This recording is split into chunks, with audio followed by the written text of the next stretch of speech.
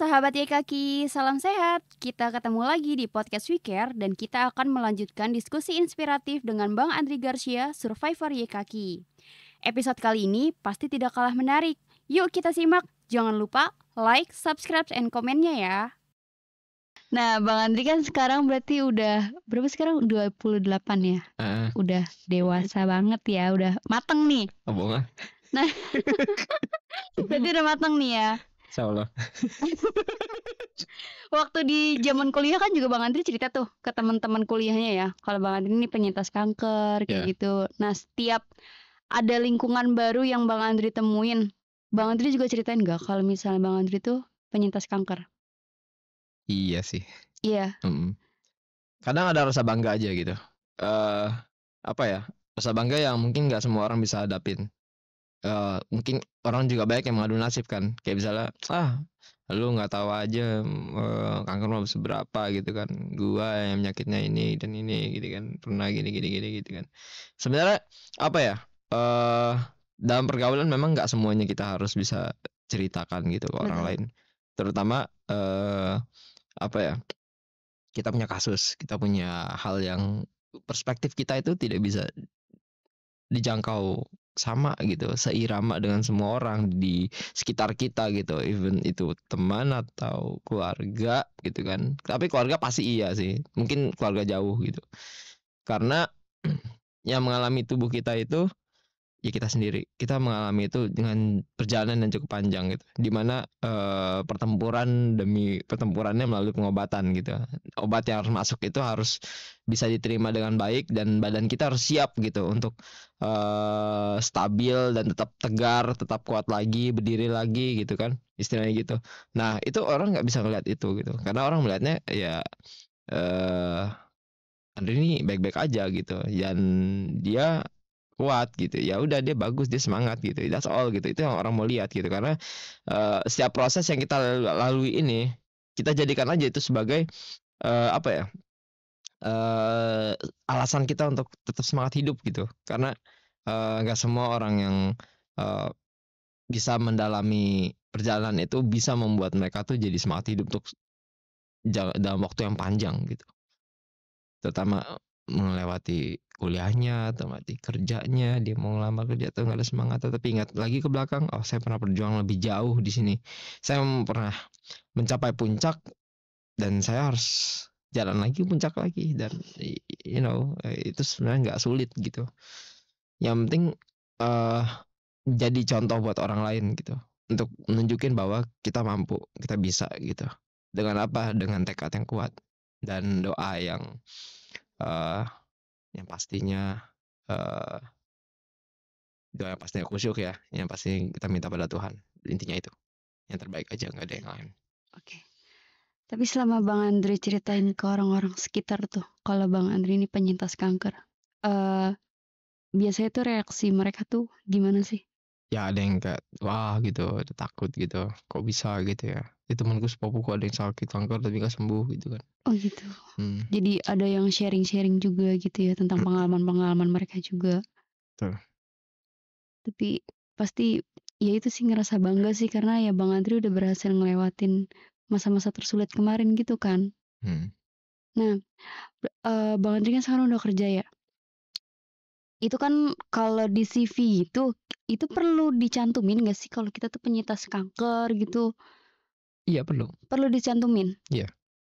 Karena ya di dalam dunia profesionalitas di balik itu juga mereka harus tahu rekam personal kita dong. Kayak misalnya kita punya riwayat medis apa, terus punya kan ditanya juga kita punya keluarga berapa, maksudnya kayak saudara dan jumlah anggota keluarga berapa gitu kan. Itu kan ranah personal, juga pasti akan ditanyakan kan hal kayak gitu. Dan sejauh ini aku merasa bahwa riwayat medis itu nggak mempengaruhi apapun untuk melanjutkan hidup selanjutnya, kayak ke kerja sama kuliah, karena pada akhirnya semua orang kan dianggap generalize gitu lah. Generalize tuh kayak ya udah gitu, secara umum sama aja gitu. Yuk, yang penting udah datang ke sini udah kuat gitu untuk mau melangkah ke kehidupan yang selanjutnya. Kita nggak akan berbicara apa yang terjadi di masa lalu. Kita hanya ingin menunjukkan bahwa kamu di masa lalu seperti apa dan sekarang kamu di mana. Kamu di sini sekarang. So sekarang kamu akan berjalan menuju tempat atau wilayah di mana kamu akan mengeksplor lebih banyak hal di luar dari itu. Ya gitu sih. Jadi kalau buat aku nggak apa-apa, nggak masalah kalau kita nunjukin riwayat medis. Emang siapa sih yang peduli gitu? Kalau dia peduli, kamu bisa nggak beliin aku buah 2 kilo gitu loh, atau nggak beliin aku deh gitu kan, kayak apa sayur gitu kan. Ya, Even though makanan sehat makanan gitu ya. sehat yang kamu mau peduliin aku dengan itu ketika aku sakit, belum tentu ya. Makanya artinya itu hanya tujuannya untuk membangkitkan kita semangat gitu sama hidup. Kita nih bisa atau enggak melangkahi perjalanan pada hari ini dan ke depan gitu. Fokus kita tuh di situ. Aku pernah dengar dari quote-nya siapa ya? Carl Jung. Dia kata Carl Jung tuh gini. I'm not what had happened to me, but I am what I choose to become. Jadi aku bukan apa yang telah terjadi dalam kehidupanku, tapi aku adalah apa yang kupilih untuk menjadi. Aku menjadi guru sampai sekarang, terus jadi guru nih. Jadi temanku seterusnya itu, mau aku dari latar belakang apapun, tetaplah aku memegang teguh semangatku yang udah terjadi di belakangan hari aku itu jadi patokan aku untuk semangat hidup. Gitu. Keren. Nanti quotes-nya tolong di highlight ya itu ya. Jadi quotes of the day gitu ya. Thank you. Tapi selama kayak melamar kerja atau kuliah gitu-gitu juga, itu ada hambatan gak sih, kayak misalnya di perusahaan A kayak nggak bisa nerima kamu nih karena kamu dulu sakit kayak gitu. Sejauh ini nggak ada ya? Nggak ada. Ya alhamdulillah. Paling nggak ada hambatannya, kamu mau masuk ini tapi kok pelatihannya ini gitu. Jadi beda ya? Iya beda. Gitu ya? Jurusan terus. Kayak dulu pengen psikologi masuk sastra Inggris. Pengen lamar di sales tapi aku malah nguasain HR gitu kan. Terus habis itu pengen jadi HR malah track recordnya guru gitu. Kocak aja gitu kan. Jadi nyebrang ya, paling kendalanya di situ doang. Iya, suka nyebrang skill gitu. Emang aku memang tipe orang suka nyebrang aja, suka belajar segala hal. Ini kali ya, suka explore gitu ya. Iya, pengen tahu banyak hal gitu ya. Seru sih. Emang sih terkadang seru. Nah berarti kan Bang Andri ini punya banyak teman juga kan? Apalagi tadi Bang Andri juga suka explore gitu. Iya enggak? Teman nggak tahu deh. Yang benar-benar teman nggak tahu ya. Iya, tapi yang pasti soal teman itu ini masalah apa ya, perkara yang paling sensitif buat aku ya. Karena dalam perjalanan aku ya, teman itu bukan seseorang yang mudah didapat. Karena yang kita taruh adalah comfort and trust gitu loh. Kita nyaman dan kita percaya. Betul nggak? Jadi harus pilih-pilih teman juga gitu ya. Itu sih paling. Tapi Bang Andri kan juga ada nih teman-teman yang sehat gitu, maksudnya tidak penyintas kanker nih. Ya, ada nggak sih perbedaan kondisi tubuh Bang Andri dan teman-teman yang bukan penyintas kanker? Oke. Ini yang mau aku jelasin yang belakangan ini atau yang dulu banget sih? Yang sekarang ini mungkin. Yang sekarang kali ya. Sekarang kali ya. Tau nggak orang bilangnya apa? Apa tuh?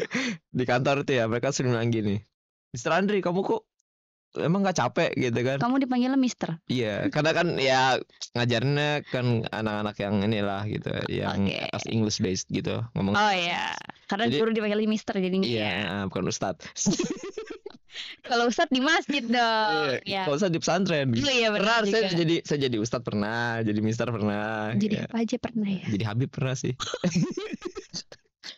Oh my god, ternyata udah jadi Habib. Oke, lanjut. Oke, jadi maaf. Jadi gini, ditanya sama teman kantor, Mr. Andri, emang kamu tuh nggak capek apa? Katanya kamu tuh punya riwayat kanker. Harusnya kamu mikir dong kalau kerja, jangan kamu gampang disuruh-suruh sama si ini gitu kan. Terus habis itu aku bilang, apa ya? Aku senang menikmatinya. I like to enjoy my life in every day when I ride on my bike and then I just cycling every time because I enjoy it. I like it. I like my life and I love whatever what I do. Jadi orang ngelihatnya aku tuh rentan, tapi aku ngeliat aku tuh kuat gitu loh. Bukan karena sombong, karena ini, bukan apa-apa, tapi berkat dukungan yang sering terekam buset. Turun. Kaget saya. Ini lagi klimaksnya nih. Iya nih. Jadi bisa aja nih kursi. Oke, jadi apa ya? Aku tuh menganggap aku kuat itu bukan karena aku pribadiku kuat ngerasa hebat gitu. Tapi aku mengingat semua rekam memori, jutaan memori yang masuk di kepala aku itu ya. Ketika aku tinggal di kaki, ketika aku beranjak dewasa, ingat apa kata orang tua, ingat kata temen dekat gitu lah, yang istilahnya ya kami tim seperjuangan gitu loh. Ya tim sukses perjuangan survivor kanker gitu. Kita ngebounding dan kita sering mengingat semua hal-hal yang ngebuat kita punya alasan untuk terus semangat hidup gitu. Jadi nggak selalu patah semangat gitu. Yang kadang kita kita putus cinta nih sama orang gitu. Ya udah gitu, kita cerita habis itu selesai gitu. Iya.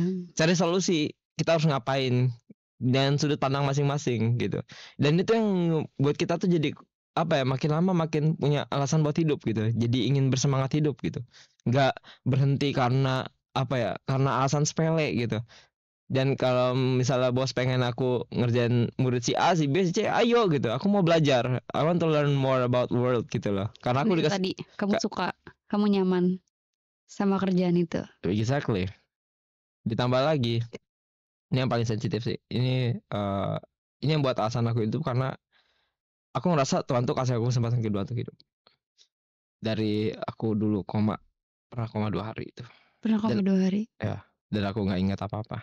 Terus habis itu tahu-tahu dikasih ruang untuk kasih ruang gedung A waktu itu ya, seingat aku ya. Aku tahu-tahu dapat ruangan, terus katanya udah stabil, dibilang langsung masuk gedung untuk berobat, maksudnya untuk tindak lanjut ya istilahnya gitu. Aku nggak ingat tuh, belakang aku tiba-tiba tertidur aja gitu. Dan mamaku baru cerita kalau tahun 2016 itu baru ngomong, Anda tuh pernah koma 2 hari. Hah? Aku baru tahu gitu. Baru tahu itu. Dan itu baru aku shock tuh. Itu aku baru shock banget itu. Aku nggak nyangka aku pernah tertidur selama 2 hari. Nggak sadar selama 2 hari. Nggak ingat apa yang terjadi selama 2 hari. Nggak ingat. Itu jadi emang bahan bersyukur banget ya. Benar-benar ya kayak dikasih kesempatan kedua gitu. Dikasih kesempatan buat hidup lagi, mungkin buat memperbaiki diri lagi. Dari segi ibadah, dari segi gaya hidup. Itu benar-benar salah satu nikmat Tuhan yang luar biasa gitu. Karena yang aku ingat itu cuma satu, aku ingin Tuhan itu sayang sama aku gitu. Jadi aku ingin menyayangi semua orang. Ya di dunia ini even though dibalas atau enggaknya tuh sisanya serahkan pada Tuhan gitu. Karena dialah yang mempertemukan di antara itu. Cinta itu datang dengan perantaraan Tuhan, bukan perantaraan siapapun gitu. Iya. Gitu sih. Ya gitu dah. Mengandung bawang ya. Aduh, bawang pagi-pagi. Oke Bang Andri, berarti ada nggak sih harapan yang pengen kamu sampein buat proses masa pengobatan pada penderita kanker anak? Yang penting gini, ketika kita berobat itu kita harus konsisten. Satu langkah kita tapaki, jangan berhenti. Karena kalau kita berhenti, berarti kita nggak yakin sama hidup yang kita jalanin. Kita nggak menunjukkan apa yang mau kita lakukan gitu. You are what you do, not what you say what you will do. Itu dari Carl Jung lagi. Sebab aku senang banget sama quote-nya Carl Jung. Jadi apa ya? Kamu tuh apa yang kamu lakukan? Kamu harus lakukan sesuatu. Jangan berhenti. Kalau kamu mau ambil resiko silakan, tapi jangan berhenti. Intinya lakukan sesuatu tapi jangan berhenti. Jangan berhenti berharap, jangan berhenti usaha, sama jangan berhenti untuk berdoa gitu. Berusaha dan berdoa itu harus dua itu. Sober dan sholat gitu. Artinya implementasi kita berdoa ketika sholat, implementasi kita berusaha ketika sabar gitu. Jadi jangan putus dua itu. Yang pertama. Yang kedua masalah perjalanan kita tuh yang ketemu orang yang beda-beda, ini kan sering jadi gangguan kita sehari-hari. Kita jangan banyak dengan orang yang nggak penting gitu. Kayak misalnya apa ya? Keluhan terkait, "Aduh, ini kanker kapan sembuhnya?" gitu. Itu kan nggak penting banget ya. Iya. Nah itu Kita dia. nggak tahu. Aku memang tiap waktu sering banget tuh, nggak sering sih, dulu waktu di RK lama nih, di kaki lama tuh sering banget ketemu pasien kayak gitu.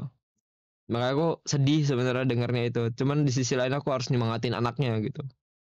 Orang tuanya kan kayak curhat gitu kan, tapi aku nggak bisa membiarkan isi kepalaku terisi sama ingatanku tentang orang-orang yang mengeluh gitu. Karena kalau kita ingat dengan orang-orang yang ngeluh itu kayak kita jadinya mundur gitu. Dalam jiwa kita mundur gitu. Maka dari itu banyak sering mendengar apa ya? Hal-hal yang positif, hal-hal yang membangun, hal-hal yang mengisi ruhiyah, isi ruh dalam diri kita untuk semangat gitu. Dalam artian kata semangat itu kan cuman sekedar kata, tapi ketika Iya. kita mengimplementasikannya dengan Menjalankannya agak itu sulit ya. memang sulit. Tapi kalau kita nggak jalanin, kita nggak pernah tahu apa Iya hasilnya. betul. Dan Selama itu kita nggak coba kita nggak tahu. ya, dan itu yang harus kita lakukan, konsisten dan yakin doa sama Tuhan gitu. Terus apa lagi ya? Paling bangun, percaya dan juga nyaman tadi. Comfort and trust itu tuh kunci aku. To comfort and trust. Bangun rasa nyaman di diri kita. Kita nyaman gak sih melakukan hal ini? Kalau nggak nyaman jangan lakukan. Boleh kita berhenti kok sebenarnya. Jangan dilanjutin. Kalau kita nggak nyaman jangan berhenti. Jangan lakuin. Jangan lakuin. Kalau kita nggak nyaman jangan lakuin. Oke. Tapi ketika kita nyaman di antara orang-orang yang bisa support kita, lakukan, kerjakan. Selama kita masih dalam lingkaran orang-orang yang support kita, jangan berhenti. Terus berada dalam lingkaran itu bersama-sama dan berjalan bersama-sama gitu. Dan trust itu akan kebangun. Trust sama diri sendiri, trust sama orang lain. Gitu. Semesta akan mendukung. Oke, kita flashback dikit. Selama masa pengobatan, apa aja sih kendalanya? Kayak mungkin jaraknya yang jauh lah, atau terkadang obat nggak tersedia. Jarak jauh ya, makanya aku nyaki kaki kan. Numpang gitu ya. Aduh maaf ya Bu ya. Parah sih. Aku bukan masuk numpang, tapi apa ya, emang itu kebutuhan kan. Iya, kebutuhan. Salah satu yang aku bilang, kalau kita merasa nyaman jangan berhenti kan. Oke. Aku kalau kayak kaki cuma mau berobat doang. Tapi paling enggak at least aku nunjukin aku nyaman sih dengan itu. Ya memang hambatannya memang tadi disebutkan ya. Pertama jarak. Oke. Yang kedua masalah biaya itu sebenarnya jauh-jauh sebelumnya. Harusnya kalau dari awal aku udah dengerin kata hati gitu ya. Ini bukan penyesalan ya, lebih ke membayangkan apa yang terjadi jika aku dari awal udah pengen beli ke rumah sakit aja gitu. Yakinin ke orang tua aku ke rumah sakit aja. Jadi mungkin aku nggak bakal dapet kasus yang aneh-aneh gitu. Kayak kaki nggak bisa jalan. Dari awal, iya. Dari awal udah pengobatannya udah tepat lah gitu. Iya, kayak pernah tuh kayak kaki nggak bisa jalan terus habis itu. Jadi anak kimia itu rata-rata seperti itu. Mereka sulit untuk berjalan. Itu udah di atas 3 itu pasti. Karena pembuluh darahnya udah dari ujung rambut ujung kaki tuh pengaruh ke kemampuan otot tubuh mereka untuk bergerak gitu. Kaku jadinya. Makanya mereka tuh kayak susah jalan, nggak bisa jalan malah. Terus yang kedua apa namanya, di tiap ketiak atau selangkangan itu kan ada kelenjar. Iya. Itu yang akan ngeganggu proses mereka untuk menangkal imun dari racun atau detox atau bakteri atau itu tadi virus RNA itu kan kayak si kanker itu. Nah itu dia masalahnya. Nggak ada yang cover. Kelenjarnya nggak bisa ngebantu, makanya bisa sakit gitu. Daya imunnya jadi turun. Nah itu. Terus apa ya, selain jarak, biaya sama kalau biaya itu terlepas dari tadi ya. Kalau aku tadi dari awal udah ini BPJS atau asuransi. Nah, mungkin masalah ini apa namanya, pola makan. Pola makan. Iya, kan tapi kalau pola makan itu baru disadarkannya ketika ada yang ngasih saran, ada yang apa namanya, memberikan pengetahuan lah kayak ini nggak boleh nih kalau sakit kanker minumnya ini gitu kan, kalau lagi sakit kanker makannya ini gitu kan, campur-campur tuh gitu kan. Kadang kita nyaring informasi pun juga kita nggak bisa gitu loh, di situasi yang genting seperti ini kita nggak bisa kontrol.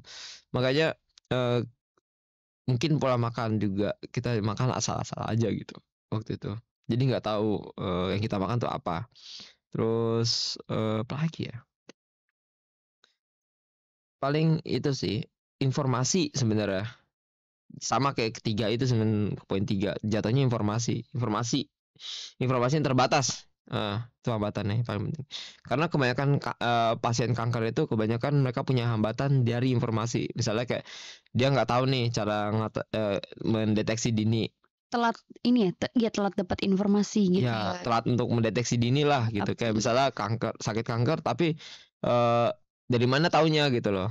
Gejala-gejalanya gitu masih banyak yang belum tahu gitu Iya, ya betul. informasinya mengenai itu. Sedikit sekali yang minim dan kadang sering kali terbolak-balik gitu. Kayak misalnya apa namanya? Demam 2 minggu. Waduh, lebih nih gitu kan. Terus batuk-batuk gitu kan, flu gitu kan, darahan gitu kan. Apa nih artinya gitu kan. Atau demam, flu, batuk lebih dari 3 minggu. Terus habis itu udah punya judge gitu kan orang. Pucat mukanya gitu kan. Wah, jangan-jangan ini gitu kan. Berarti kalau misalnya ada ya kayak gejala-gejala kayak gitu, maksudnya yang kayak sakitnya tuh melebihi batas wajarnya gitu, mending langsung aja bawa ke dokter ya, Iya. ke rumah sakit gitu ya, jangan dibawa ke dukun ya katanya kalau udah tuh sering mention kayak kalau ada anak sakit yang begini tuh jangan dibawa ke dukun, tapi langsung aja bawa ke rumah sakit gitu kan, Betul. dokter yang lebih tahu gitu. Kalau ke Iya. dukun ya takutnya nanti didiagnosanya apa kan, itu pasti kan yang di luar ini kan secara logika Di luar gitu naila, kan. Iya, nggak di bisa luar cuy. naila. Tahu-tahu ya kamu kemasukan jin nih kayaknya. Jadinya ya, jadi mistis gitu. Jadi mendingan langsung dibawa ke rumah sakit aja. Jadi Betul. apa namanya, penanganannya juga lebih cepat karena Ya. setahu aku juga ya, kebanyakan anak-anak kanker itu mereka nggak bisa terselamatkan itu karena penanganan itu terlambat. Ya. Betul. Kebanyakan kayak gitu Iya, kan. benar. Tapi kalau misalnya penanganannya tepat dan cepat itu ya insya Allah ya bisa sembuh ya, tergantung takdir Tuhan juga gimana gitu ya. Oke, Bang Andri, terakhir pertanyaan aku. Oke. Kalau ada yang bisa diubah dari masa lalu, apa yang pengen Bang Andri ubah dan apa yang nggak pengen Bang Andri ubah? Yang pengen diubah tuh apa ya? Jujur dengan diri sendiri. Jujur sama diri sendiri. Iya, Yang ketika menangis nangis aja. yang nggak pengen diubah. Itu pengen diubah. Oh, pengen diubah. Iya, karena dulu kan suka mendem. Oh, dulu suka mendem. Aku dapat ilmunya tuh dari Carl Jung lagi. bukan, Oh, ada lagi. Kali lagi. Iya, ingat aja.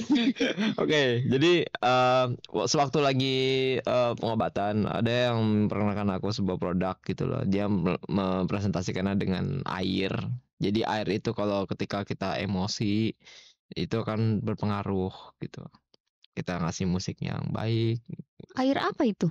Ya air, kita minum air biasa gitu. Air biasa tapi Iya. bisa pengaruhin emosi gitu. Iya, betul. Diimplementasikan dengan air. Dan itu juga akhirnya diteliti sama dokternya itu dari Jepang katanya bahwa apa ya? Orang yang emosinya dipendam itu biasanya dia apa namanya? Bisa ke sana arahnya. Memicu kanker gitulah istilahnya. Oh. Kalau banyak emosi itu nggak baik intinya itu. Iya, betul, betul. Cuman ya yang ku tangkap itu ya aku harus belajar untuk mengekspresikan hal yang apa yang kurasakan. Kadang nggak bisa aku pendam segala. Nanti keruh di dalam tubuh kita tuh karena dalam tubuh kita tuh banyak kadar air. Betul. Kalau kita mengisi semua sugestivitas kita buruk, maka ya hasilnya buruk.